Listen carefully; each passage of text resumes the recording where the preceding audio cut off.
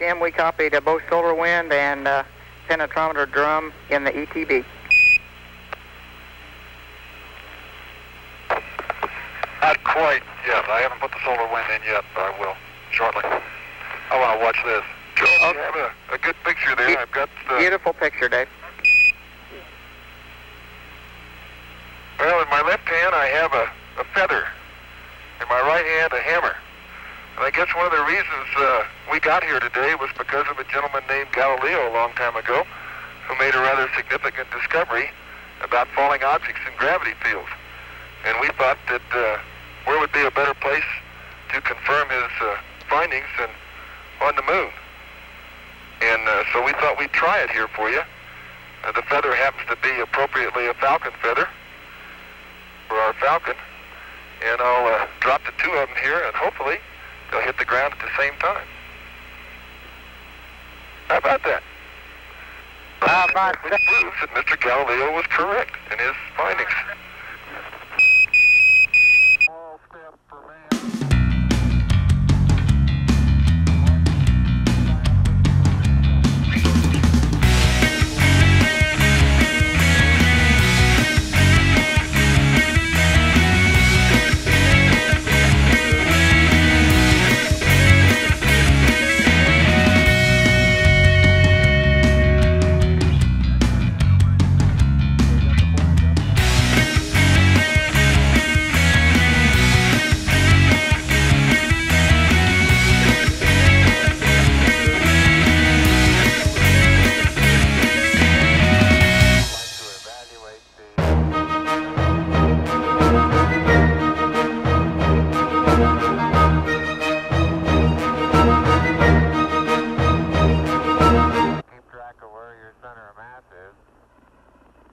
Sometimes it takes about 2 or 3 paces to make sure that you've got your feet.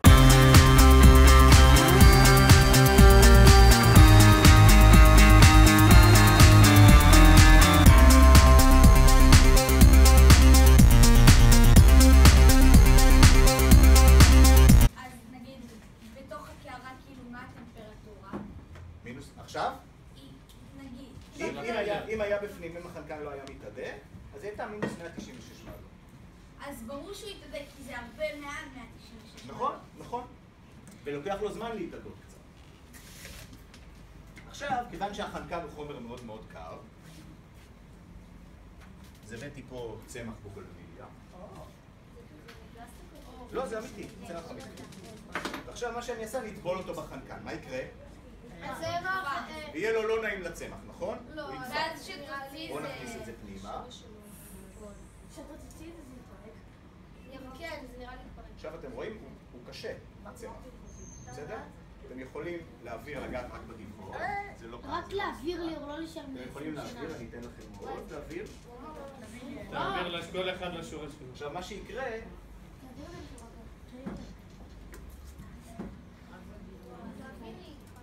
אתם רואים שהצמח קפא.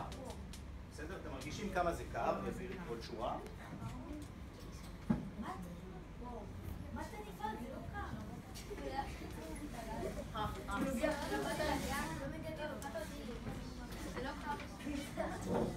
אתם רואים שהוא מתחמם מאוד מהר. יוסי, תראה גם אתה. יוסי, תראה גם אתה. יוסי.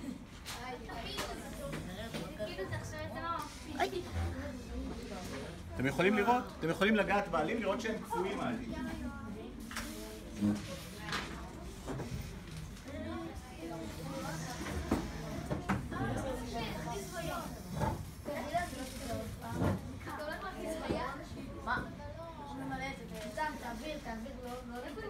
אם הוא יקרא מזה בחלקה... עכשיו יש לי כאן גומייה. חבר'ה! יש לי פה גומייה. חבר'ה, שקט. אני אחתוך את הגומייה.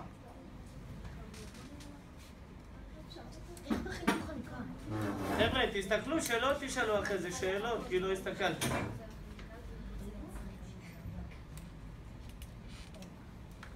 יש לי כאן גומייה, היא אלסטית, נכון? מה יקרה אם אני אטבול אותה בחנקן? טיפה, נכון? היא תהיה קשה. בואו ננסה, נראה מה יקרה. זה לא אוויר את הגומייה.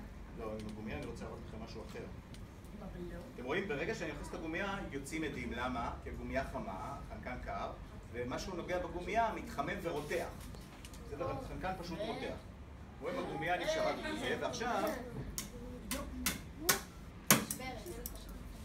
אתה לא יכול להחזיק את זה? מה? לא, אני יכול טיפה להחזיק. רגע, בוא נקפיא אותה עוד קצת. היא מתחממת מאוד מהר.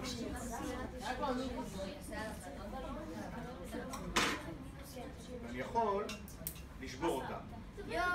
אפשר לגעת? לא, זה קר מדי, אני לא מסכים שזה. אתם יכולים... מה שאני אעשה אבל... כשהיא מתחממת, אז היא חוזרת למזל לכל אחד שלה. תגיד אם זה ככה, לא רוצה להגיע לזה.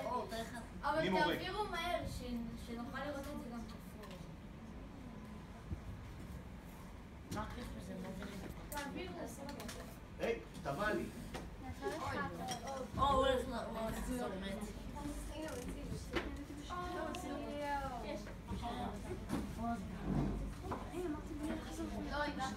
כשזה מגיע לשורות האחרונות אפשר לגעת בגומייה, היא כמה שיקרה. אם אתה שופך הם כאן עוזבים, זה יכול לגעת בגופה. בבקשה, תעבירו. מגיע למה אתה שופך, מה שאני אעביר לשורה השלישית, אני אקח עכשיו עלה.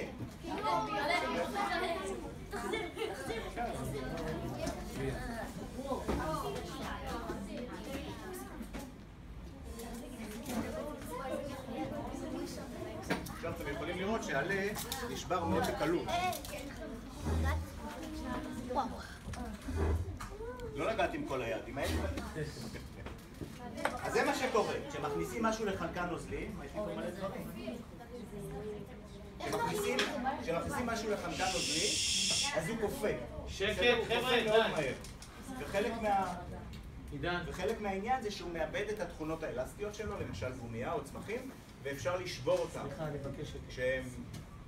כשהם קפואים. כן. אם אתה שופך חנקן נוזלי יחד עם הבלון, זה לא מתפוצץ. אז זה בדיוק מה שרציתי לעשות. קודם אנחנו נשאל וננתח את המקרה ואז נראה מה יהיה. יש לי פה בלון. ניפחתי אותו מקודם באוויר. עכשיו אני אמלא טיפה, אני מקווה שיש לי מספיק חנקן נוזלי. אני אמלא טיפה את הקערה. מה הסיפור? תנו לי את הכל ותהיו בשקט כבר. כן, תחזירו לי את הכוסות. תודה. יש לי בלון ואני אטבול אותו בתוך חנקן. אז מצד אחד מה יקרה? למה הוא יתפוצץ? תני את זה. הוא יתפוצץ. למה? שנייה, תן לי לנסות. הבנתי. למה שיתפוצץ? למה הוא מייבד את התכונות? מה יש בתוך הבלון? אוויר, נכון? מה מורכב אוויר? אז מה יקרה? החנקן היא אמרה תשובה נכונה. לחץ אמרתי. מה לחץ? מה יקרה לבלון? יתפוצץ מלחץ. מלחץ? למה? לחץ שהאוויר... למה שהאוויר ידחוס את הבלון החוצה? לא חוצה, פנימה. אז לא יהיה, אז מה יקרה לבלון? החנקן ככה והוא אז הבלון יתכווץ, מה שאני אעשה, אני בעצם אקרר את האוויר שבבלון למינוס 196 מעלות. אבל איך אתה יכול לקרר את האוויר תצא החוצה, תצא. אני פשוט אתפול כל אותו, מי זה משהו שמדבר נורא עכשיו נורא יוצא קר. החוצה. להישאר לבד. מה? אבל הוא מוליך פה. שב, הזדמנות אחרונה, כי אתה אוהב את הדברים האלה. והבלון שב. החוצה והאוויר בפנים יתקרר. אז בואו ננסה ונראה מה יקרה. זה לא יהיה טוב בסדר. מה? זה לא יהיה טוב בסדר. זה יתכווץ. אני אומר שזה יבוא. אני אומר שזה יבוא. אבל זה לא... יכול להיות שלא. אז יכול להיות. תקשיב, זה יהיה בול. לא יודע, 5. בוש, ניצחתי. לא, התכוונת. תביא 5 שקל. מה? ידעתי שזה היה בום. היה בום. היה בום ממש קטן. מה יש בתוך הבלון עכשיו?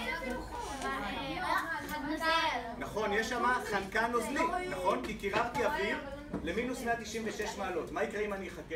אתם יכולים לראות, אני אעשה למעלה, אתם רואים שיש שם חלקיקים קטנים כאלה? כן. זה חלקיקי קרח. טיפה. עכשיו מה יקרה אם אני אחכה? זה יהפוך לך חזרה לגז. נכון, יוסי, כל הכבוד. מה יקרה אם אני אחכה? זה יהפוך בחזרה לגז והבלון יתנפח. בואו נחזור על הניסיון.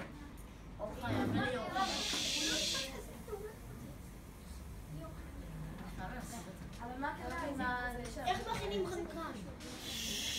די לשאול שאלות לא רלוונטיות, בסדר? תעזוב עכשיו. מסבירים לך שלוקחים את האוויר, שמכניסים למינוס 196. אני צריך לעשות את זה נורא בזהירות. החנקן נהפך ליהודי ומוציאים אותו. אז הבלון נהיה פריך והוא יתפוצץ, ואז...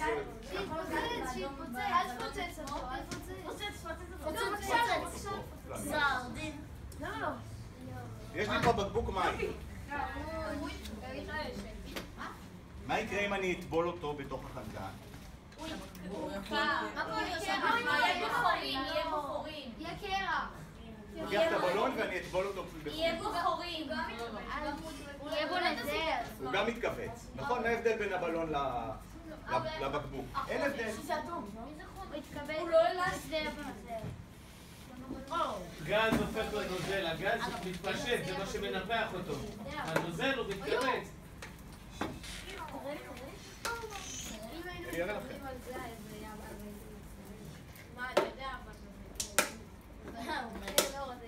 מה קורה לבלון? חלק מהאוויר שבתוכו קפא. ואז יש פחות נפח בבקבוק. יש פחות נפח בבקבוק, נוצר ואקום והבקבוק מתכווץ. אתה יכול למרוח את הבקבוק עם הכפפה? אני יכול למרוח אותו, אבל אני לא רוצה לעשות את זה. ומה שיקרה עכשיו לאט לאט זה שהאוויר שבתוך הבקבוק יחזור חזרה למצב של גז, כמו שמירי אמרה, ואז בעצם הוא ילחץ על הבקבוק מהצדדים וינפח את הבקבוק בחזרה. בואו נעשה את זה שוב, רגע, נעשה את זה שוב ואז מה קורה כן, תכף אנחנו נעשה את זה. בואו רגע נשאיר את זה בצד. באתי שמה קורה אם אתה מכניס מים לתוך הבקבוק שיש קרח? אז הנה, אז אני אעשה את זה אחרת, אני אקח קרח קצת ואני אטבול את זה בתוך החנקן הנוזלי. זה יהיה קרח. מינוס 196. אני טבלתי בפנים.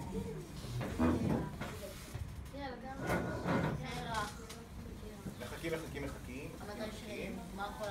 איך זה שהקרקן בתוך הקערה נשאר כל כך הרבה זמן? כן, הוא עוד לא התחמם כבר, הוא עדיין במינוס 196 למרות שהוא בקערה. בגלל שיש יותר מקיפות נוזל, החנקן מתחמם רק בשטח הפנים במסביב, ובנפח שלו נשאר קר. כן, לא מבין. אתם יכולים לראות בכוס ש... מה אתם יכולים לראות כבר? כן, זה בתוך בואו הכלי. נשים, כן. זר, אבל מה אתם מקווים? אני אשים מעט מים. המים האלה כאן, נכון שצריך לברור. כן, זה מים רגילים. כן, וזה יהפוך לקרח וכאילו זה... יהיה לו אותן תכונות של החנקן או אותן תכונות של הקרח. אבל זה מים, איזה תכונות של חנקן? מה קורה אם אתה שופך? הוא רק משתמש בקור של החנקן כדי לשלם את המים. ברור, אתם יכולים לראות שבכוס יש קרח. אני תכף אעביר לכם. זה מים. אי אפשר לשתות. אתה יכול להכניס את הכוס עם הגובייה ככה? לשורה הזאת שהם תמיד מקופחים. עכשיו, אל תיגע ככה, זה יהיה לך קר ביד. עכשיו, למה אני מרשה לכם לגעת בכוס? כי הכוס באיזה טמפרטורה? בטמפרטורה של קרח. נכון? באיזה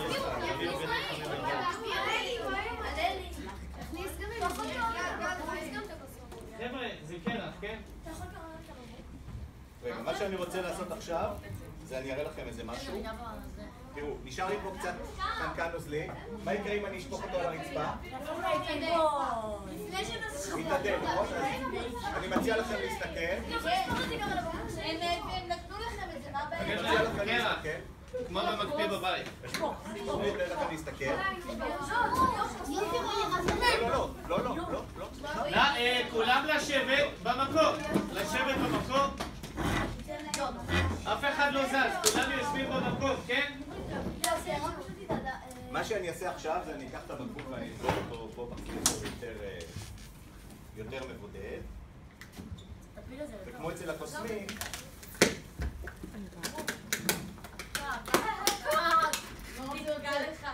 כן.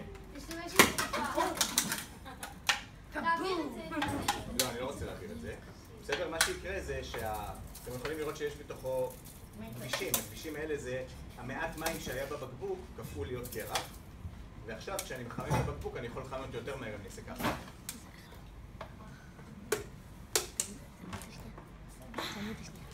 ואז הבקבוק מתנפח חזרה. עכשיו, אם יש לכם שאלות, אני יכול לחפש לענות. מה, להעביר את הבקבוק? לא צריך, לא צריך. לא, אני לא חושב שיש צורך. אולי כזה קצת חנקן נוזלי כזה. זה הצלצול זה בשבילי?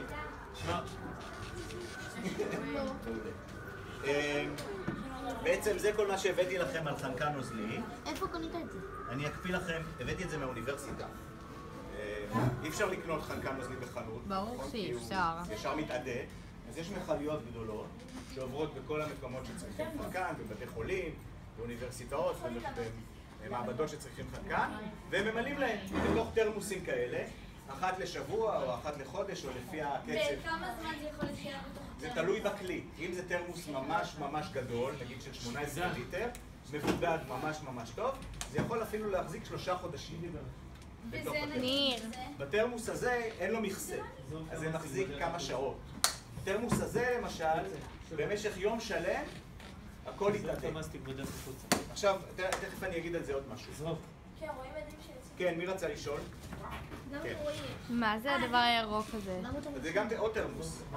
זה עוד תרמוס של חנקן, כי לא ידעתי כמה הספיק. בואו אני אחזור על ההדגמה של הבוגנביליה, כי זה... אפשר להעביר עוד פעם? לא, תעזבו, לא מעבירים. לא מעבירים? אוקיי. לא מעבירים. העבירו, הרגשת תחושה של קור, הבנת את הסיפור, מספיק. תשאיר אותו עד סוף השיעור שם. מה, בתוך הזה? לא יקרה לו יותר ממה שקרה עכשיו. אתה יכול לשבור אותו? עכשיו, מה שאני רוצה אפשר להרגיש לספר, אותו קריספי? עד שזה יגיע אליך זה כבר לא יהיה קריספי. לא, בדיוק, כי אתה מעביר את זה כאילו ואז כשזה מגיע לפה... אי אפשר אבל לתת לכל אחד קריספי, אי אפשר. הוא לא יכול להרגיש לכל אחד קריספי. מה שרציתי להגיד זה, אתם יודעים שאם אתם לוקחים צפרדע, נגיד, ואל תנסו את זה בבית, ואתם מכניסים אותם למשל למקפיא, נכון? אז הצפרדע נרדמת, האיברים שלה קופאים, וכשאתם מוציאים מהמקפיא, היא יכולה לחזור חזרה לחיים. לא, שלא מתה? אם עושים את זה לאנשים, אז הם כן מתים, הם לא יכולים להישאר. עכשיו, מה ההבדל בין אנשים לצפרדע? אנחנו בנויים ממים, נכון, הגוף שלנו בנוי הרבה ממים, ואז הוא קופא, ואתם אומרים, המים קופאים, יש איזו בעיה בעניין הזה של הקפיאה שאי אפשר לשחזר אחר כך את החיים. זה נובע מזה שהמים קופאים בצורה, שאם מסתכלים ממש ממש קרוב, בצורה מיקרוסקופית, המים קופאים בצורה של מחטים. המחטים האלה מנקבים לנו את התאים, וכתוצאה מכך אנחנו, אם הם יקפיאו אותנו, לא נוכל לחיות חזרה. אצל הצפרדע יש לה חומר מיוחד שגורם למים לא לקפוא בצורה הזאת. ולכן צפרדעים שמקפיאים אותם ואפשר מוציאים אותם חזרה מהמקרר הם רגילות, כאילו לא היו כלום. אצל אנשים זה קצת פחות כדאי העניין הזה. יש לי שאלה. כן, בבקשה. יש לך תרמוס יותר גדול שמחזיק יותר שעות בבית כאילו ומשם הבאת את זה או ש... לא, נסעתי היום בבוקר לפני שבאתי לשיעור, מהר מילאתי את התרמוס ובאתי לפה מהר כדי להספיק לעשות לכם את ההדגמה. תרמוס כזה יותר גדול שמחזיק נגיד חודש של 6 ליטר עולה משהו כמו 2,000 שקל. אז בשביל... זה זול. כן, זה זול, יחסית לכמה אתה משתמש בו. בסדר, אם אני בא אליכם להרצאה פעם בשנה או פעמיים בשנה, אז... וכמה זה עולה כסף גם לקנות החנקן שהם עוברים אצלך או... כן, בעיקרון כן, זה עולה כסף לקנות. לתרמוס קטן של 6 ליטר אני לא בטוח שמישהו בכלל יסכים לעבור דרכי כדי למלא לי. אבל אם יש לי תרמוס של 20 ליטר, אז פעם ב3 חודשים אפשר לבקש מהמשאית שתעבור ואתה משלם וקונה את החנקן, כמו גזים אחרים שקונים. אתם רואים בדרכים, נוסעות משאיות, יש עליהם בלונים כאלה, כתוב חמצן, אוויר, קוראים לזה מפעלי ארגון חמצן בעם. זה המפעלים שמפיצים גזים נפוצים לכל המקומות שצריך. עם מקפיאים פלסטלינה. עם מה? כל דבר שמקפיאים, גם בלון אני יכול להקפיא. תקפיא את הפלסטלינה. לא, אצבע זה לא טוב להכניס, כי כמו שאמרתי, האצבע תקפא, ובניגוד לצפרדע, אי אפשר יהיה אחר כך לשחזר. ויש לנו שקורא את זה מכניס. אי אפשר לשבור אותה באותו רגע? אז מה שנעשה זה נעשה את הפלסטלינה נחש. נחש ואז נקפיא. ואז נראה, אני עכשיו לא יכול לשבור את הפלסטלינה, נכון? אז בוא נקפיא אותה.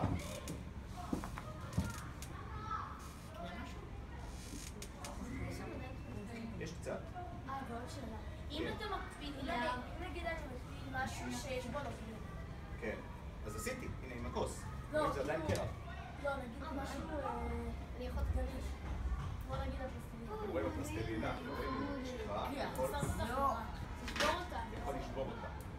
לא, אבל לא, אני אחזיר לך את הפלסטלינה, אל תיגע. בסדר, היא ממש במשטרה. היא תכף תתחמם ותחזור חזרה להיות אלסטית כמו שאתם רגילים.